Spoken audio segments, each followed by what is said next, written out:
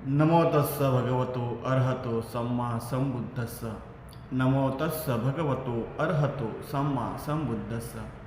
नमो तस्स भगवतो अर्हतो सम्मा संबुद्धस्स. मित्रांनो, मागच्या व्हिडिओमध्ये आपण धम्मपदातले गाथेचा अभ्यास केला होता. आज आपण एका धम्मपदेच्या गाथेचा अभ्यास करणार आहोत.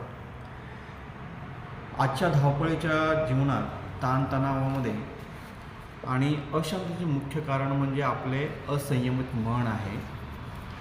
आपले मन एका क्षणात आकाशात तर एका क्षणामध्ये दुसऱ्या क्षणामध्ये पाताळात असते. हे इतके सूक्ष्म आहे की ते कधीही भटकते आणि आपल्याला समजतही नाही. तथागत बुद्ध धम्मपदाच्या चित्तवर्गामध्ये सांगतात की हे स्वर दिसणारे मन जो जिंकतो तोच खरा सुखी होतो. धम्मपद चित्तवर्गामध्ये आपली ही 36 आपण ही चित्तवर्गातल्या 36 गाथेचा अभ्यास करणार आहोत. तर आजच्या व्हिडिओमध्ये आपल्याला काय काय समजणार आहे, म्हणजे कुठले कुठले मुद्दे विचार घेणार आहोत ते आपण आधी बघूया. सगळ्यात महत्त्वाचं गाथ्यांचं विश्लेषण करणार आहोत. उदाहरण त्या गाथेमध्ये आलेले जे काही शब्द आहेत त्यांचं म्हणजे उदाहरणार्थ सुदुद्धस्स, सुनीपण यासारख्या शब्दातून मनाची घनता आपण समजून घेणार आहोत. दुसरं आहे पाली व्याकरण, म्हणजे प्रत्येक शब्दांचा म्हणजे त्या गाथेमध्ये आलेल्या प्रत्येक शब्दांचा अर्थ आणि त्याचं काही व्याकरण आहे पाली व्याकरण ते समजून घेणार आहोत. तिसरं आहे जीवन संदेश, म्हणजे एक मेधावी किंवा बुद्धिमान व्यक्ती आपल्या चित्ताचे रक्षण कसे करू शकतो हे आपण ते बघणार आहोत. आणि ते चौथी गोष्ट जे आपण बघणार आहोत की एक श्रेष्ठीपुत्राची कथा, म्हणजे एका भिक्खूची कथा आहे. त्याने कशा प्रकारे एका जिज्ञासू भिक्खूची कथा आपण बघणार आहोत. मनाचे रक्षण करणे म्हणजे केवळ विचार थांबवणे नव्हे तर विचारांच्या प्रती जागृत होणे आहे. हे आपण आज सर्व पाहणार आहोत. तर ह्या व्हिडिओला म्हणजे ह्या व्हिडिओमध्ये तुम्हाला ध्यानाच्या आणि धम्माच्या मार्गावर अधिक स्पष्टता येईल अशा प्रकारचा आपण प्रयत्न करणार आहोत. आणि जर व्हिडिओ आपल्याला आवडल्यास चॅनल लाईक करा, शेअर करा आणि सबस्क्राईब करायला विसरू नका. ही सुरुवातीला सूचना देऊ म्हणजे विनंती करू इच्छितो. आणि आपण आपल्या आजच्या विषयाला म्हणजे आजच्या भागाला आजच्या अभ्यासाला आपण सुरुवात करणार आहोत. ही कथा कुठे आहे तर त्या काळातले की जेव्हा सिद्धार्थ भगवान गौतम बुद्ध जेतवण विहारामध्ये आराम करत होते आणि एके दिवशी एक भिक्खू पिंडपातासाठी एका शास्त्र म्हणजे एका सृष्टीच्या घरामध्ये गेला, उपासाच्या घरी गेला होता. तिथे पिंडपात केल्यानंतर श्रेष्ठीने त्यांना विनंती केली की भन्ते जीवनातील दुःखातून मुक्त होण्याचा मार्ग आम्हाला सांगा. काय सांगा त्याने? भन्ते अहं दुःखा मुच्चितु कामो एकं मे दुःखतो मुच्चन कारणं कथयाती आह, म्हणजे आम्हाला दुःखातून मुक्त होण्याचा मार्ग आम्हाला तुम्ही सांगा. तेव्हा त्या भिक्खूने सांगितले की तुझ्या संपत्तीचे 3 भाग कर. एका भागाने व्यापार कर, दुसऱ्या भागाने कुटुंबाचा उदरनिर्वाह कर आणि तिसरा भाग धम्म कार्यासाठी वापर. अत्तनो सापतेयं तय्यो कोठासे कत्वा एकेन कम्मंतं पयोजेही एकेन पुत्रदारं पोसेही एकं बुद्ध शासने देही ती आह. म्हणजे आपल्या संपत्तीचे 3 भाग त्यांनी करायला सांगितले. एक आहे आपला व्यापारासाठी म्हणजे कामधंद्यासाठी, दुसरा आहे कुटुंबाचा उदरनिर्वाह करण्यासाठी आणि तिसरा आहे बुद्ध शासनाच्या धम्म कार्यासाठी वापरायला म्हणजे दान धर्म करण्यासाठी सांगितलेलं आहे. आपल्याला जर बाबासाहेबांचा जर तुम्ही अभ्यास करत असाल तर बुद्ध धर्माने जगाचा उद्धार होणार आहे ह्या आपल्या भाषणामध्ये, म्हणजे त्यांनी कधी भाषण केले 15 ऑगस्ट 1956 रोजी नागपूर येथे त्यांनी हे भाषण केलं होतं. आणि त्या भाषणामध्ये बाबासाहेब म्हणतात की आपल्या प्राप्तीचा निदान 20वा हिस्सा तरी या कामी होईल या असा निश्चय करावा. तुम्हाला हा संदर्भ कुठे भेटेल? प्रबुद्ध भारत, आंबेडकर दीक्षा विशेषांक 27/10/1956 दुसरा भेटेल तुम्हाला रेफरन्स चा खेरमाडे यांचा 12वा खंड पृष्ठ क्रमांक 57 आणि खंड 18 रायटिंग अँड स्पीचेस खंड 18 भाग 3 पान नंबर 523-535 वरती हे भाषण आहे. बुद्ध धर्माने जगाचा उद्धार होणार आहे. ह्या भाषणामध्ये बाबासाहेब म्हणतात की तुम्हाला आपल्या प्राप्तीचा 20वा हिस्सा धम्म कार्यासाठी वापरला पाहिजे, चळवळीसाठी वापरला पाहिजे. म्हणजे 2500 वर्षापूर्वी जे बुद्धांनी सांगितलं होतं तेच बाबासाहेब आम्हाला 56 मध्ये सांगतात आहेत. त्याच्यावरती किती आपण फॉलो करतो आहोत, किती काय करतो हे तुम्हाला समजायला पाहिजे. आपल्याला स्वतः समजायला पाहिजे की आज आमची विहारं जी ज्ञानाची केंद्र व्हायला पाहिजे होती, जिथे आपले संपूर्ण मुख्य केंद्र व्हायला पाहिजे, त्या ठिकाणी ते होते का हा प्रश्न आहे. आणि आपण आपल्या प्राप्तीचा 20वा हिस्सा त्यांना देतोय का हाही प्रश्न आहे. तर पुढे कथा म्हणजे त्या सावकाराने, त्या श्रेष्ठीने, त्या उपासकाने आपल्या भंतेजीने जे सांगितलं होतं की आपल्याला कमाईचा जो हिस्सा आहे 3 हिस्से करा, त्यानुसार त्याने हिस्से केले. परंतु त्याचे मन हे मानायला तयार नव्हतं की आपण दुःखातून मुक्त आहोत किंवा मुक्त होऊ शकू. म्हणून तो पुन्हा त्या भिक्खूंकडे गेला आणि विचारले की अजून काय करावं लागेल मला दुःखातून मुक्त होण्यासाठी. तेव्हा त्या भिक्खूंनी त्याला मार्गदर्शन केले आणि त्याला सांगितलं, सर्वात आधी तुझे त्रिरत्नावरती म्हणजे बुद्ध, धम्म, संघ यांच्यावरती तुला विश्वास असला पाहिजे, त्यांच्यावरती अढळ श्रद्धा असली पाहिजे. त्यानंतर पंचशीलींचं तुला पालन करणं गरजेचं आहे. म्हणजे 5 शीलं कोणती आहे? पानातिपाता वैरमणी सिक्खापदं समाधियामि, अदिन्नादाना वैरमणी सिक्खापदं समाधियामि, कामे सुमेच चारा वैरमणी सिक्खापदं समाधियामि, मुसावादा वैरमणी सिक्खापदं समाधियामि, सुरा मेर यमज्ज पमादठाना वैरमणी सिक्खापदं समाधियामि. म्हणजेच हिंसा न करणे, चोरी न करणे, व्यभिचार न करणे, परस्त्रीक्रमण न करणे, असत्य न बोलणे, खोटं न बोलणे आणि मादक पदार्थांचे सेवन न करणे, आळस न करणे, अशा प्रकारचं हे पंचशील सांगितलेलं आहे. तर ह्यांचं म्हणजे सुरुवातीला काय सांगितलं, त्रिरत्नावर तुमची अढळ श्रद्धा असली पाहिजे, तुम्हाला पंचशीलांचं पालन केलं पाहिजे, आचरण केलं पाहिजे. आणि तिसरं म्हणतात की त्यानंतर 10 शिक्षापदांचं म्हणजे दसशिलांचं, म्हणजे दसशील कधी आपण पाहतो उपासक लोक कधी असतात की उपोषितांचं पालन करतो आपण, तेव्हा दसशिलांचं पालन करतो. जर तुम्हाला आयुष्यामध्ये दसशील कंटिन्यू पालन करायचं ते पण करू शकता तुम्ही. आणि मग 30 शिक्षापदे आणि धम्माचे पूर्णपणे पालन. 30 शिक्षापदे म्हणजे 10 पारमिता आणि 20 उपपारमिता ह्यांचं तुम्ही आचरण केलं पाहिजे. पारमिता तुम्हाला माहिती आहे, दान, शील, निष्कर्म हे सर्व दान पारमितामध्ये येतात. आणि 20 उपपारमिता ह्यांची जेव्हा तुम्ही पालन कराल, आचरण कराल, तेव्हा तुम्ही त्या धम्मामध्ये आरूढ होतात. अशा प्रकारे भगवान म्हणजे त्या भिक्खूंनी त्यांना उपदेश केला.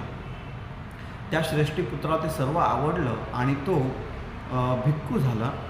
परंतु प्रत्यक्ष जीवनात या सर्व शीलांचे आणि नियमांचे पालन करणे त्याला कठीण जाऊ लागले. म्हणजे हे आपल्याला सर्व माहिती आहे की आपण जेव्हा 10 दिवसाच्या शिबिरासाठी जेव्हा जातो विपश्यना केंद्रामध्ये, त्यावेळी आपल्याला बरेच जण दुसऱ्या किंवा तिसऱ्या दिवशी किंवा चौथ्या किंवा 5व्या दिवशी पळून जातात. कारण त्यांना ते नियम अचानकपणे आलेले हे नियम पालन करणे खूप कठीण जातं. शिस्त पालन करणं, कारण आपलं आयुष्य बेशिस्तीमध्ये जातं. ते शिस्तीमध्ये आणण्यासाठी जेव्हा आपण लागतो तेव्हा आपल्या मनावरती मार आरूढ होतो आणि तो तुम्हाला तिथून निघून जाण्यासाठी प्रवृत्त करत असतो. तर अशा प्रकारे ह्याच्या श्रेष्ठी पुत्रामुळेवरती मार आरूढ झाला आणि त्याला ते सर्व शिस्त आहे, नियम आहेत, विनय यांचं पालन करणं मुश्किल होऊ लागलं. त्यामुळे त्याच्या मनामध्ये पुन्हा गृहस्थाश्रमामध्ये परत जाण्यासाठी विचार करू लागला. ही आपली कॉमन गोष्ट आहे, आपल्याला विपश्यना केंद्रामध्ये हा अनुभव येतच असतो. तर तो आपल्या ध्यानाप्रती निष्काळजी झाला आणि शरीरानेही अशक्त झाला. जेव्हा बुद्धांना ही गोष्ट समजली तेव्हा त्यांनी त्या भिक्खूच्या मनावर संयम ठेवावा असा आदेश दिला त्याला, की त्या भिक्खूला त्यांनी मनावर संयम ठेवावा आणि त्याला काही गाथा सांगितली जी आपण आज अभ्यासणार आहोत. ती गाथा कुठली आहे? सुदुदसं सुनिपं यत्थ कामनी पातिनं चित्तं रक्षेत मेधावी चित्तं गुत्थं सुखावहं. तर पहिला शब्दाचा अर्थ काय? सुदुदसं म्हणजे अत्यंत सूक्ष्म, पाहण्यास कठीण, म्हणजे असा विषय किंवा गोष्ट जी साध्या डोळ्यांनी आपल्याला किंवा चंचल मनाने चटकन दिसत नाही. दुर्बोध, दुसरा अर्थ दुर्बोध म्हणजे ज्याचे आकलन होणे अतिशय कठीण आहे. निर्वाणाचे विशेषण आहे. निर्वाणाचे विषय म्हणजे काय? बौद्ध धर्मात निर्वाण हे अत्यंत सूक्ष्म आणि गहन असल्याने त्याला सुदुद्दस असे संबोधले जाते, कारण ते सहजासहजी प्राप्त होत नाही किंवा जाणले जाऊ शकत नाही असा म्हणजे आहे. आता ह्याचा सविस्तर अर्थ पाहूया. व्याख्या दिलेली आहे. व्याख्या क्रमांक 1, जे पाहणे किंवा अनुभवणे अतिशय कठीण आहे. आणि व्याख्या क्रमांक 2, निर्वाण, जे प्राप्त करणे किंवा याचा साक्षात्कार होणे अत्यंत श्रमसाध्य आहे. अशा प्रकारे ही व्याख्या दिलेली आहे. तर हा शब्द 3 भागापासून बनलेला आहे. सु, दु आणि दिस. सु म्हणजे अतिशय चांगले, दु म्हणजे कठीण किंवा मुश्किल, आणि दिस म्हणजे दिसणे, पाहणे किंवा जाणणे. बौद्ध ग्रंथामध्ये चित्ताच्या किंवा मनाच्या स्वरूपाचे वर्णन करताना हा शब्द येतो. म्हणजे आपल्याला जेव्हा आपण जे पाहतो चित्तवग्गामध्ये पाहू की इतरमध्ये चित्ताचे किंवा मनाचे वर्णन करताना हा शब्द नेहमीच येतो. मन हे अतिशय सूक्ष्म आहे, सहजासहजी कोणालाही उमजत नाही, म्हणून त्याला सुदुद्दस असे म्हटले जाते. दुसरा शब्द आहे सुनिपण.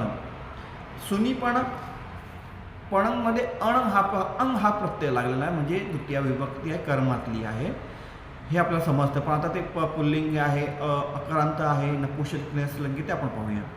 सुनिपण म्हणजे अत्यंत सूक्ष्म.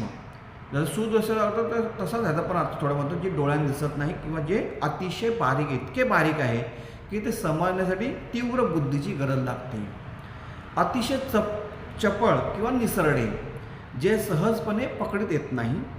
अत्यंत कुशल किंवा निपुण, ज्यामध्ये कमालीचे कौशल्य आहे.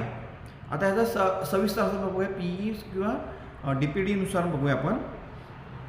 अतिशय सूक्ष्म म्हणजे बौद्ध तत्त्वज्ञानाने मनाच्या स्वभावाचे वर्णन करण्यासाठी हा शब्द वापरला जातो, कारण मन हे अतिशय सूक्ष्म गतीने कार्य करते. ही व्याख्या दुसरी सांगितली की पूर्णपणे शुद्ध करणारे. निपुण या शब्दाचा संबंध शुद्धीकरणासाठी लावला जातो, ज्याद्वारे चारही मार्गांमधील क्लेशांचे पूर्णपणे निर्मूलन केले जाते, त्याला निपुण म्हणतात. धम्मपदाच्या 36व्या गाथेमध्ये मनाला सुनिपण म्हटले आहे, ज्याचा अर्थ असा आहे की आपले मन अतिशय सूक्ष्म आहे, ते इतक्या वेगाने बदलते की सामान्य माणसाला त्याचा पत्ताही लागत नाही. तिसरा शब्द आहे यत्थ कामनी पाती. यत्थ म्हणजे जिथे, काम म्हणजे इच्छा, निपाती म्हणजे पडणारे किंवा जाणणारे. आणि हा प्रकार काय, विशेषणमध्ये विभक्ती आहे पुल्लिंगी, प्रथमा विभक्ती एकवचन. याचा मराठी अर्थ होतो स्वैराचारी किंवा स्वैर वावरणारे, जिथे इच्छा होईल तिथे जाऊन पडणारे किंवा वावरणारे. दुसरा अर्थ असा होतो की अनियंत्रित, ज्याच्यावर कोणाचेही नियंत्रण नाही आणि जे स्वतःला आवडीनुसार कुठेही झेपावते. तिसरा अर्थ सांगितला की चंचल, विषयांच्या मागे धावणारे. याचा वाक्य काय होईल की यत्थ कामं निपतिती, म्हणजे यत्थ कामं निपतिती, यत्थ कामनी पाती, म्हणजे जिथे इच्छा होईल तिथे ते निपात पावते, म्हणजे जाते किंवा पडते. मानवी मन हे कोणत्याही एका विषयावर स्थिर राहत नाही. त्याला एखादी गोष्ट आवडली की ते तिथे धावते, मग ती गोष्ट चांगली असो किंवा वाईट. म्हणून चित्तवग्गामध्ये मनाला यत्थ कामाने पाती असे म्हटले आहे. ज्याप्रमाणे एखादे पाखरू एका फांदीवरून दुसऱ्या फांदीवर विनाकार उडत राहते, तसेच आपले मन यत्थ कामाने पाती आहे, म्हणजे जे आपल्या इच्छेनुसार कोणत्याही विचारात किंवा विषयात, मग तो काम असो, वासना असो दे, क्रोध हो, लोभ हो, याच्यामध्ये अडकून पडते. तिसरा म्हणजे चौथा शब्द आहे चित्त, म्हणजे मन आणि विचार. मन म्हणजे जाणीव किंवा चेतनेचे केंद्र. विपानातिथी चित्त म्हणजे जाणते ते चित्त, जे विषयांचा म्हणजे रूप, शब्द, गंध हे जे 6 विषय आहेत, इत्यादी ग्रंथ आहेत, त्यांना जाणते किंवा त्यांची जाणीव करून घेते, त्याला चित्त म्हणतात. आरामणं चिंतेती चित्तं, म्हणजे जे आलंबनाचा किंवा विषयाचा विचार करते ते चित्त. एकाग्रता, विषयावर लक्ष केंद्रित करण्याची वृत्ती. गूढ किंवा आश्चर्यकारक, जे अत्यंत अद्भुत आणि समजायला कठीण आहे. ज्याप्रमाणे चित्रकार कॅनव्हासवरती विविध रंग भरतो, त्याप्रमाणे चित्त आपल्या जीवनावर सुखाचे किंवा दुःखाचे रंग भरत असते. म्हणून या बुद्धिमान माणसाने या चित्ताचे रक्षण करणे आवश्यक आहे. रखती रखते म्हणजे हा केवळ शब्द रक्षण या मर्यादित अर्थाचे नसून तो मानसिक जागृतीशी संबंधित आहे. याचं व्याकरण काय आहे? रख्ख म्हणजे रक्षण करणे किंवा सांभाळणे. रख्खेथ हे या धातूचे विद्यार्थ म्हणजे ऑप्टेटिव्ह रूप आहे. अर्थ रक्षण करावे, शुड प्रोटेक्ट. याची विशेषता काय आहे की रख्खेत म्हणजे स्वतःचे रक्षण करावे. मराठी अर्थ रक्षण करणे, सुरक्षित ठेवणे किंवा जपून ठेवणे. पहारा देणे म्हणजेच सावध राहून लक्ष ठेवणे. जसं एखादा रक्षक दरवाजावरती पहारा देतो त्यानुसार. प्रतिबंध करणे, वाईट विचारांना मनात येण्यापासून रोखणे. संवर्धन करणे म्हणजे स्वतःच्या गुणांचे मनात येण्यापासून रोखणे. संवर्धन करणे म्हणजे स्वतःच्या गुणांचे आणि शीलांचे नुकसान होऊ न देणे. लपवून ठेवणे म्हणजे स्वतःचे पुण्य किंवा साधना प्रदर्शनासाठी न वापरता अंतर्मनात जपणे. ज्याप्रमाणे एखादा शेतकरी आपल्या पिकाचे रक्षण करण्यासाठी कुंपण घालतो आणि सतत लक्ष ठेवतो, त्याप्रमाणे मेधावी म्हणजे बुद्धिमान व्यक्तीने आपल्या मनातील विचारांवर लक्ष ठेवून त्यांचे अकुशल गोष्टींपासून रक्षण केले पाहिजे. रक्षित हा शब्द सुचवतो की रक्षण दुसरे कोणीही करू शकत नाही, ते आपल्याला स्वतःलाच करावं लागते. मेधावी व्याकरणिक विश्लेषण म्हणजे धातू कुठला आहे तर मेध म्हणजे बुद्धी किंवा धारणशक्ती. मराठी अर्थ होता त्याचा बुद्धिमान, ज्याच्याकडे सारासार विचार करण्याची उत्तम शक्ती आहे. प्रज्ञावान केवळ पुस्तकी ज्ञान असले नव्हे तर सत्याचा साक्षात्कार करण्याची क्षमता असलेला. विवेकी काय चांगले किंवा काय वाईट म्हणजे कुशल कुठले आणि अकुशल कुठले यातील फरक जाणणारा. धारणशक्ती असलेला, ज्याची बुद्धी धम्माचे आकलन करून ते जपून ठेवण्यास समर्थ आहे. जगाच्या दृष्टीने जो हुशार आहे तो मेधावी नव्हे तर जो आपल्या चंचल मनाला ओळखतो आणि मनावर ताबा मिळवण्यासाठी उच्च प्रतीची बुद्धी प्रज्ञा आवश्यक असते, जी केवळ धम्म साधनेच प्राप्त होते. गुप्त याचं व्याकरण काय आहे? धातू म्हणजे रूप आहे. गुप म्हणजे रक्षण करणे, लपवणे, सांभाळणे. आणि हा शब्द अव्यय म्हणजे कृदंत लागलेला आहे. प्रकरण आहे कर्मणी भूतकाळक धातुवाचक विशेषण आहे. हे विभक्ती नपुंसकलिंगी प्रथमा किंवा द्वितीय विभक्तीमध्ये एक वचनमध्ये येते. गाथेमध्ये चित्तंगचे विशेषण म्हणूनही आलेले आहे. याचा अर्थ काय होतो? सुरक्षित किंवा संरक्षित, ज्याने उत्तम प्रकारे रक्षण केले गेलेले आहे. संयमित किंवा नियंत्रित, ज्यावर अंकुश ठेवला आहे, विशेषतः इंद्रियांच्या संदर्भात. गुप्त किंवा राखलेले, जे बाहेरच्या त्रासापासून वाचवून आत सुरक्षित ठेवले आहे. पहारा दिलेले, ज्याप्रमाणे सतत लक्ष ठेवले गेले आहे. याचा सविस्तर असा होतो इंद्रिय संयम म्हणजे बुद्ध धम्मात गुप्तद्वार असा शब्द येतो, ज्याचा अर्थ आपल्या इंद्रियांच्या द्वारांवर म्हणजे डोळे, कान, नाक इत्यादी रक्षण करता म्हणून उभे राहणे. जेव्हा मन अशा प्रकारे संरक्षित असते तेव्हा त्याला गुप्त चित्त म्हणतात. अढळ स्थिती, ज्या मनाचे रक्षण केले आहे ते मन बाह्य प्रलोभनांना किंवा संकटांना बळी पडत नाही. ज्याप्रमाणे एक सुरक्षित किल्ला म्हणजे गुप्त नगर शत्रूंपासून वाचवलेला असतो, त्याचप्रमाणे आपल्या मनाचे रक्षण केले आहे. त्याचे मन विकारांच्या शत्रूपासून मुक्त असते. असे गुप्त म्हणजे संयमित मनाच माणसाला खरी शांती दे आणि सुख देऊ शकते. सुखावह म्हणजे सुख किंवा आनंद म्हणजे दोन शब्द आहेत. सुखावह म्हणजे सुख अधिक आवह म्हणजे सुख, याचा अर्थ काय होतो? आनंद किंवा हॅपीनेस. आवह म्हणजे आणणारे किंवा वाहक. वहन म्हणजे वाहून नेणे, प्राप्त करून देणे. नपुंसकलिंगी प्रथमा किंवा द्वितीय विभक्ती एक वचन. गाथेत चित्तनचे फळ म्हणून इथे आलेले आहे. सुखकारक, सुख प्राप्त करून देणारे. कल्याणकारी, ज्यामुळे जीवनात शांती आणि समाधान लाभते. सुखवाहू, जे स्वतःसोबत मला सुखाच्या वर्षाव करून घेऊन येते. शांतीदायक, दुःख दूर करून मनाला शांतता देणारे. बुद्ध सांगतात की मनावर ताबा मिळवणे सुरुवातीला कठीण वाटू शकते, पण एकदा का ते मन संयमित किंवा गुप्त झाले की ते आपल्या आयुष्यात कधीही न संपणारे सुख घेऊन येते. म्हणजे संयमित मन हे सुखाचे खरे उगमस्थान आहे. आता सारांशमध्ये अर्थ आपण समजून घेऊया.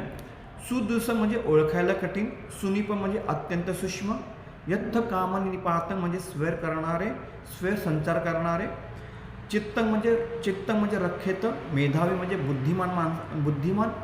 बुद्धिमानाने अशा मनाचे रक्षण करावे, चित्त गुत्थं सुखावह म्हणजे कारण रक्षण केलेले किंवा संयमित मन सुख देणारे असते. तर एकंदरीत ह्या खात्याचा अर्थ काय होतो? सुदुदसन सुनिपं यत्त कामनी निपातिनं चित्तं रखेत मेधावी चित्तं गुत्तं सुखावह म्हणजे जे मन ओळखायला अत्यंत कठीण म्हणजे सुदुदसन आहे, जे अतिशय सूक्ष्म आणि चपळ म्हणजे सुनिपंग आहे आणि ज्याची जिथे इच्छा होईल तिथे ते धावते किंवा झेपावते म्हणजे यत्थ कामनी निपातिनं अशा चंचल मनाचे बुद्धिमान माणसाने मेधावी जागृत राहून रक्षण करावे, चित्तं रखेत कारण ज्याचे मन अशा प्रकारे सुरक्षित किंवा संयमित म्हणजे चित्त गुत्तंग असते ते जीवनात खरे सुख आणि शांती प्राप्त करून देते म्हणजे सुखावं. अशा प्रकारे आज आपण सुदुदसन सुनिपं यत्थ कामं निपातिनं चित्तं रखेत मेधावी चित्तं गुत्थं सुखावं. तर मित्रांनो, तथागतांनी सांगितल्याप्रमाणे हे मन सुरक्षित ठेवणे हे म्हणजे स्वतःला सुखाच्या मार्गावर नेणे होय. आजपासून आपणही प्रयत्न करूया की आपले मन म्हणजे यत्थ कामनी पाती म्हणजे स्वेर न राहता गुत्तंग संयमित राहील. अशा प्रकारे आपल्याला आज प्रयत्न केले पाहिजे. आपल्याला नेहमीच प्रयत्न करणं गरजेचं आहे. नाही तर सुरुवातीला मी सांगितलं की तो भिक्खू ज्याला सुरुवातीला तो उत्साहपणाने तो भिक्खू झाला, पण नंतर नियम विनय आणि नियमांचं पालन करण्यात त्याला डोईलच झालं म्हणून तो पुन्हा गृहस्थाश्रमामध्ये जायला प्रयत्न करू लागला. तसं आपलाही होऊ शकतो, आपलंही तसंच होऊ शकतं. तर धम्माचा हा अनमोल वारसा आणि पाली भाषेचा हा अभ्यास जास्तीत जास्त लोकांपर्यंत पोहोचवण्यासाठी मला तुमच्या सहाय्याची गरज आहे. धम्म प्रचाराचे हे कार्य निरंतर सुरू ठेवण्यासाठी आपणही आपले धम्मदान स्वरूपात मदत करू शकता. तुमचे छोटेसे योगदान धम्म प्रसाराला या कार्याला अधिक बळ देऊ शकते. सोबतच हा व्हिडिओ तुम्हाला कसा वाटला हे कमेंटमध्ये नक्की सांगा. आणि आजच्या व्हिडिओमध्ये काही मुद्दे महत्त्वाचे सांगितले की जे 2500 वर्षांपूर्वी घडून गेले होते, म्हणजे बुद्धांनी जे सांगितले होते तोच प्रकार म्हणजे तोच उपदेश बाबासाहेबांनी आम्हाला 56 साली दिला होता.